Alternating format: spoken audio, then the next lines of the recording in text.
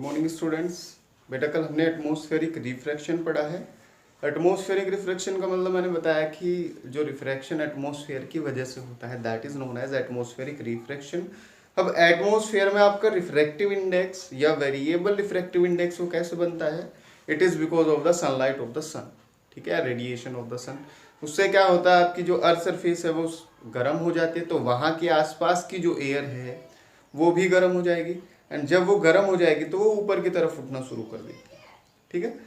तो जिसकी वजह से क्या होता है, जो अपर मोस्ट लेयर है आपकी एटमॉस्फेयर की वो सबसे गर्म होती है, मतलब वो सबसे लाइटेस्ट होगी, ठीक है। लाइट का मतलब उसमें सबसे कम पार्टिकल्स होंगे, मतलब वो सबसे रेयर आपकी होने वाली है।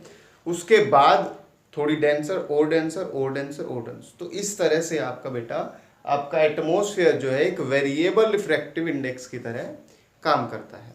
और जब ऐसे वेरिएबल रिफ्रैक्टिव इंडेक्स में से आपकी सनलाइट आएगी या सन रेज आएगी, ठीक है, या दूर से कहीं से लाइट आती है, तो क्या होगा, कुछ ना कुछ रिफ्रैक्शन होने वाला है। उस रिफ्रैक्शन की वजह से क्या क्या फिनोमिना आप ऑब्जर्व कर सकते हैं, उसमें सबसे पहला आप देखेंगे अपरेंट पोजीशन ऑफ स्टार्स, ठीक है। अपरेंट का मतलब जो होता है वो होता है आभासी, जो हमें लगे कि यहाँ पे है, ठीक है। एक्चुअल पोजीशन कहीं और है, हमें ये लगेगा कि यहाँ पे है, ठीक है। So that what is known as the apparent position of the stars, ठीक है।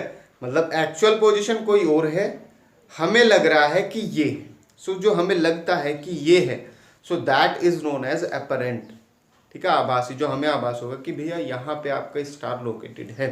So that is what is known as the apparent position of the star. And ये देखते हैं हम कि किस तरह से ये आपका काम करता है, एटमॉस्फेरिक रिफ्रैक्शन, ठीक है। चलिए, तो सबसे पहले मैं अपना एक स्टार मान लेता हूं यहाँ, ये बेटा मेरा स्टार है, ठीक है। और यहां मैं सिंप्लीफिकेशन के लिए वेरिएबल रिफ्रैक्टिव इंडेक्स मान लेता हूं,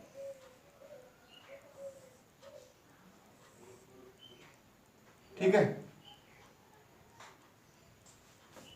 ये मैंने अलग अलग लेयर्स बना दी है। इसका मतलब यहाँ रिफ्रैक्टिव, इस रीजन में मैंने रिफ्रैक्टिव इंडेक्स सेम मान लिया है, इधर अलग मान लिया है, इधर अलग मान लिया है, इधर अलग मान लिया है, ठीक है। तो आप देखिएगा कि किस तरह से बेंडिंग आपकी होती है। ऑब्जर्वर आपका अर्थ सरफेस पे है यहाँ पे, उसके आंखों में लाइट किस तरह से पहुंचने वाली है। चलिए, तो यहां से लाइट आपकी चली है इस तरफ,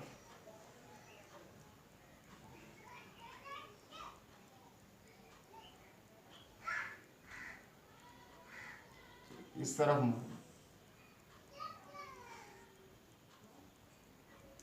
ठीक है। ऐसे लाइट रे आपकी इंसिडेंट हुई है। ये सबसे रेयरर है, रेयरेस्ट, और ये सबसे डेंसर है, ठीक है। मोस्ट डेंस आप कह सकते हैं, it is the most dense, ठीक है। नॉर्मल ड्रॉ कर देते हैं, जिस तरह से आपने करते आए हैं नॉर्मल ड्रॉ कर दिया है। मैं केवल ये समझाने के लिए आपको बता रहा हूं कि ये मैंने नॉर्मल ड्रॉ कर दी है। कहां से जाना चाहिए था लाइट को, यहां से, ठीक है। रेयरर से डेंसर में जाएगी तो बेंड्स टुवर्ड द नॉर्मल, ठीक है, नॉर्मल की तरफ। अब यहाँ पे अगर देखेंगे आप तो ये नॉर्मल कहाँ से जाना चाहिए था, ऐसे यहाँ से, अब फिर बेंड टुवर्ड द नॉर्मल, ठीक है।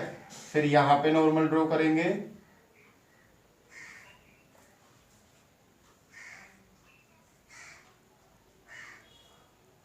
ये इस तरफ आना चाहिए था बेटा, इस तरह। ये मेरी नॉर्मल है यहाँ पे, तो ये किस तरह बैंड होगी, नॉर्मल की तरफ, टुवर्ड्स द नॉर्मल, क्योंकि भैया ये रेयरेस्ट है, ये डेंसर है। अब ये रेयरर है, ये डेंसर है, अब ये रेयरर है, ये डेंसर है, अब ये रेयरर है, ये डेंसर है। इस तरह से मतलब रेयरर से डेंसर की तरफ आप आते जा रहे हो। अब ये बेटा यहाँ पे मेरी नॉर्मल है, कहाँ से जाना चाहिए लाइट को, यहाँ से, इस तरह है ना। अब फिर ये नॉर्मल की तरफ बेंड हो जाएगी इस तरह से, और फिर नॉर्मल की तरफ बेंड हो जाएगी इस तरह से, ठीक है। समझ रहे हैं बात है? मतलब लाइट रे जानी यहां चाहिए थी, इस तरह जानी चाहिए थी, गई कहां पे है, रिफ्रैक्शन की वजह से इस तरह यहां आई, ठीक है। कहाँ पे आई है, यहाँ पे आई है। तो कुल मिलाकर के बिकॉज ऑफ दिस मीडियम, देखिए समझिए यहाँ पे क्या हुआ है, रेयरर से डेंसर। अब ये रेयरर है, ये वाला डेंसर है, तो रेयरर से डेंसर टुवर्ड्स द नॉर्मल, फिर ये रेयरर है, ये डेंसर है, तो रेयर से डेंसर टुवर्ड्स द नॉर्मल। तो इस तरह से ये बेंड होती रहेगी, इस तरह से, ठीक है। तो अब अगर मैं फाइनली बनाऊं तो क्या होगा, आपकी लाइट रे यहां से चल के यहां पहुंच जाती है, इस तरह से बेंड करती हुई, है ना। क्या होगा, बेंड करती हुई आपकी लाइट रे यहां से यहां पहुंच जाएगी, ठीक है। अब यहां पे आपका है ऑब्जर्वर, ठीक है, यहां पे आपका है ऑब्जर्वर। अब ऑब्जर्वर को ये पता है कि आपकी लाइट रे हमेशा ट्रैवल करती है किस डायरेक्शन में, स्ट्रेट लाइन में ट्रैवल करती है।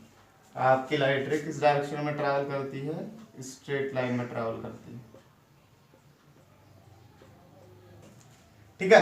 तो अब ऑब्जर्वर के लिए स्टार कहां पे है, यहां पे। समझ गए बातें।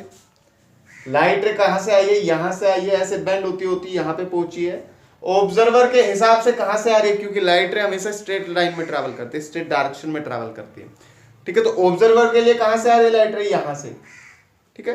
तो ऑब्जर्वर के लिए स्टार कहां पे प्रेजेंट है, ये यहां पे, ये आपका स्टार प्रेजेंट होता है, ठीक है। एक्चुअल कहां है, यहां पे है, कहां दिखाई कहां पे दे रहा है, यहां पे। सो that is the actual position, actual position, and second it is the apparent position, ठीक है। तो आपका स्टार जो है because of the atmospheric refraction आपको किसी दूसरी पोजीशन पे दिखाई देता है, ठीक है, किसी दूसरी पोजीशन पे वो आपको दिखाई देता है। सो ये समझ आ गया है अपरेंट पोजीशन ऑफ स्टार्स। दूसरा इसी में है बी, दैट इज ट्विंकलिंग,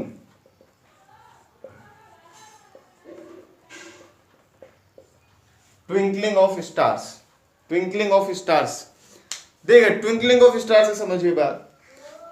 अब ये जो प्रोसेस है, ये जो आपका मीडियम, ये रेयरर मीडियम, ये डेंसर मीडियम, और डेंसर, और डेंसर, और डेंसर, ये प्रोसेस क्या है, ये कंटिन्यूअस प्रोसेस है, it is a continuous process.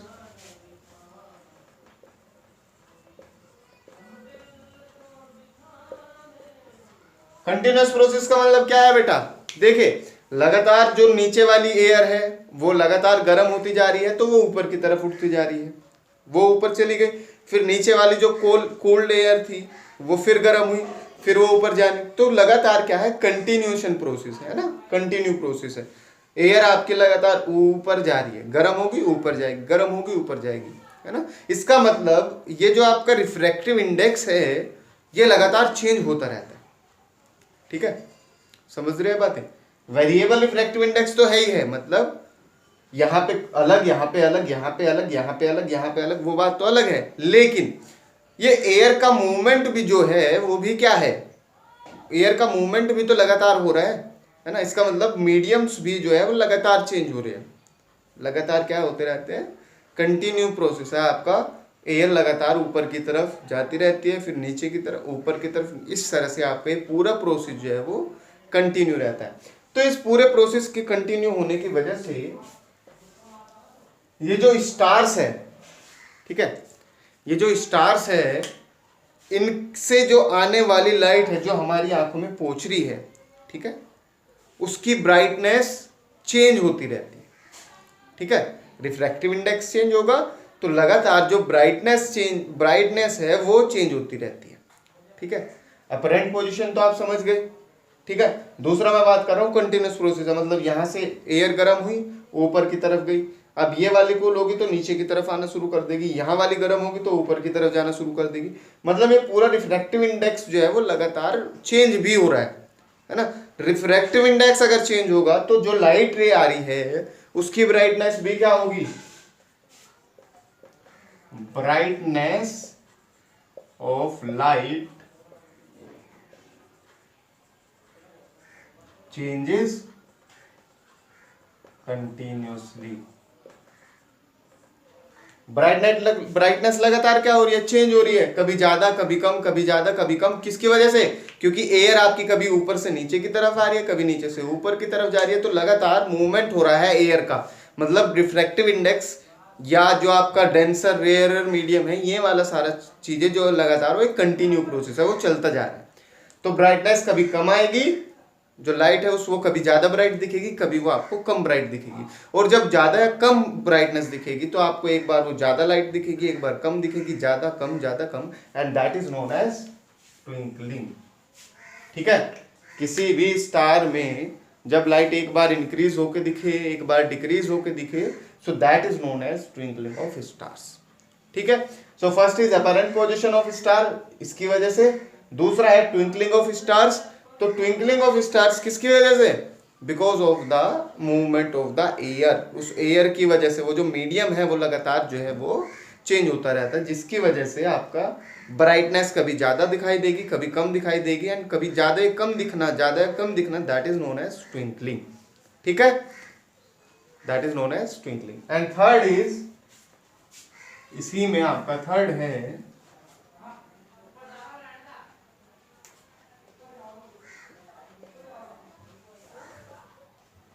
Early sunrise and delayed sunset. Early sunrise and delayed sunset. Early sunrise मतलब सन अभी निकला नहीं है लेकिन आपको पहले ही दिखाई देने लगता है। ठीक है, अभी नहीं निकला है लेकिन पहले ही दिखाई देने लगता है, so that is known as early sunrise. और डिलेड सनसेट मतलब सन जो है वो सेट हो चुका है, ठीक है, छिप चुका है, लेकिन वो अभी भी आपको दिखाई दे रहा है। तो जब तक वो आपका राइज भी नहीं हुआ था उससे पहले आपको दिखाई दे रहा है, so that is known as early sunset and sunrise. And जब वो छिप चुका है उसके बाद भी आपको दिखाई दे रहा है, that is known as delayed sunset. और इसके लिए लॉजिक क्या लगेगा? Apparent position of stars. किस तरह से देखिए,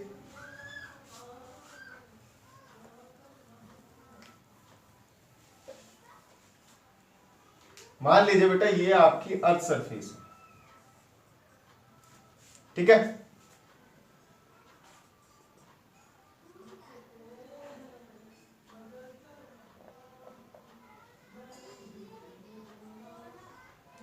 ये आपकी अर्थ सरफेस है,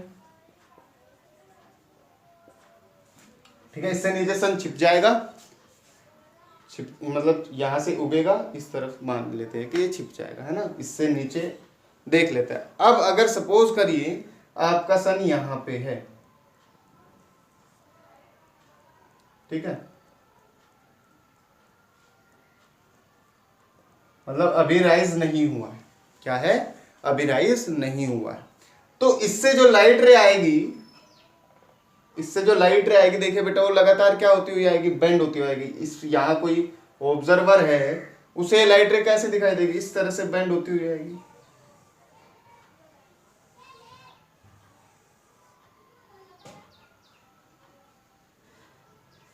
ठीक है। अब इस तरह से जब ये बेंड होके आ रही है, देखिए अगर ये सीधी जाती इस तरह से तो ये छिपा हुआ था, लेकिन एटमॉस्फेरिक रिफ्रैक्शन की वजह से क्या हुआ, जैसे हमने यहाँ बेंड की थी तो यहाँ भी ये क्या हो जाएगी, बेंड हो जाएगी। अब जब ये बेंड होगी तो इस ऑब्जर्वर को क्या लगेगा, क्योंकि ऑब्जर्वर को ये पता है कि आपकी स्ट्रेट लाइन में रहता है, तो इस ऑब्जर्वर को सन कहाँ दिखाई देगा, यहाँ पे, ठीक है। तो एक्चुअली ये क्या है, ये अभी तक राइज भी नहीं हुआ है, एक्चुअली राइज भी नहीं हुआ है, लेकिन एटमॉस्फेयर की रिफ्रैक्शन की वजह से, इस बेंडिंग की वजह से, लाइट की इस बेंडिंग की वजह से आपका सन आपको यहां दिखाई देता है, ठीक है। So that is known as early sunrise. इसे क्या कहते हैं, अर्ली सनराइज कहते हैं। इसमें जो टाइम इंटरवल है ये 2 मिनट का लगभग ये फर्क पड़ जाता है, ठीक है। 2 मिनट पहले आपको वो दिखाई दे देता है एंड 2 मिनट बाद तक भी वो आपको दिखाई देता है। सेम केस इधर आएगा, अगर आप सनसेट की बात करेंगे तो सन आपका यहाँ पे सेट हो जाएगा बेंड होते हुए, ठीक है, लेकिन आपके लिए वो अभी भी कहाँ पे है, वो आपके लिए यहाँ पे होगा, तो इसे बोलते हैं डिलेड सनसेट। ये आपका है अर्ली सनराइज, ठीक है, early sunrise and delayed sunset, कितना टाइम, 2 मिनट का, 2 मिनट्स अप्रोक्सीमेटली, किसकी वजह से, एटमॉस्फेरिक रिफ्रैक्शन। कौन सा लॉजिक लगा है, अपरेंट पोजीशन ऑफ स्टार्स, ठीक है, सन आपका स्टार है, यहां पे आपका सन है, दिखाई कहां दे रहा है, यहां पे, ये एक्चुअल पोजीशन या अपरेंट पोजीशन, ठीक है, तो that is apparent position of stars, apparent position of stars, ठीक है। तो इस तरह से बेटा ये आपका डिलेड सनसेट होता है, अर्ली सनराइज आपका होता है। सो दैट इज 3 चीजें आपकी आ गई। एक और आ सकता है कि प्लैनेट्स डू नॉट ट्विंकल, कि आपके प्लैनेट्स जो है वो ट्विंकल नहीं करते। तो वो क्यों नहीं करते, पहली बात तो ये हो सकती है कि जो डिस्टेंस है अर्थ सरफेस से प्लैनेट्स की वो बहुत कम है, ठीक है, अर्थ सरफेस से प्लैनेट की जो डिस्टेंस है वो कम होती है, इस वजह से वो हमें ट्विंकल नहीं होते दिखाई देंगे, ठीक है, because of the distance between the earth and the other planets, ठीक है। दूसरा जो है, प्लैनेट्स के पास अपनी खुद की एनर्जी नहीं होती है, तो वो भी आप देख सकते हैं कि ज़्यादा दूर का अगर प्लैनेट होगा तो वो वैसे भी नहीं दिखाई देगा, ठीक है। सो ये चीज़ें आपकी है, और ये सब कुछ आपका हो सकता है, that is application of atmospheric refraction. इसके बाद कल हम स्कैटरिंग करने वाले हैं, स्कैटरिंग का भी इसी तरह से आएगा। देखिए, अगर मैं एटमॉस्फेरिक रिफ्रैक्शन की बात करूं तो उसका रिजल्ट आता है टाइम इंटरवल में, टाइम में चेंज आ जाएगा, मतलब कभी जल्दी हो जाएगा, कभी लेट हो जाएगा, ठीक है। तो टाइम से रिलेटेड कॉन्सेप्ट है ये एटमॉस्फेरिक रिफ्रैक्शन। स्कैटरिंग जो होगा वो कलर से रिलेटेड होगा, मतलब कहीं भी कोई कलर्ड फिनोमिना आप ऑब्जर्व करते हैं कि स्काई जो है वो ब्लू क्यों दिखाई देता है, ठीक है, या रेड सिग्नल क्यों होते हैं, डेंजर सिग्नल्स वो जो है रेड क्यों है। फिर साथ ही साथ आप कह सकते हैं कि क्लाउड्स ब्लैक क्यों हैं, क्यों ब्लैक दिखाई दे रहे हैं, ठीक है। तो ये सभी चीज़ें कि आपका सनराइज के टाइम पे आपका सन जो है वो रेड क्यों दिखता है, बाद में आपका येलो क्यों दिखता है, तो ये सभी चीज़ें आप वो स्कैटरिंग से आपको जोड़नी है। जब आपका पोजीशन में चेंज होगा, टाइम में चेंज होगा, तो वो आपका एटमॉस्फेरिक रिफ्रैक्शन से जोड़ना है। जब आपका कलर वाले फिनोमिना ऑब्जर्व होंगे तो वहाँ आपको स्कैटरिंग से जोड़ना है, ठीक है। तो आई होप बेटा आपको समझ आया। इसमें अगर आप कोई भी डाउट है तो आप पूछ सकते हैं, ठीक है। Thank you.